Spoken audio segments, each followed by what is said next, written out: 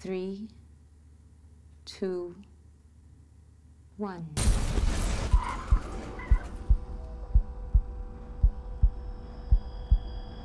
Sam, are you sure about this? I already given an ultimatum. I said, marry me now. Or lose me forever. Welcome to the family. I thought he was the one. And what made you change your mind? Saka na lang natin pag-usapan to. Nalilimutan. I'm sorry.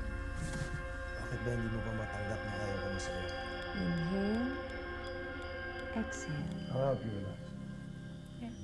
Are you really over, Vincent? Ano nga bang tawag doon? Rebound? Happier now. Sabay-sabay kasi ang pagbabago sa buhay mo, tapos biglaan yung mga desisyon mo. But yung $1 million that person made is crazy. Sam, wake up.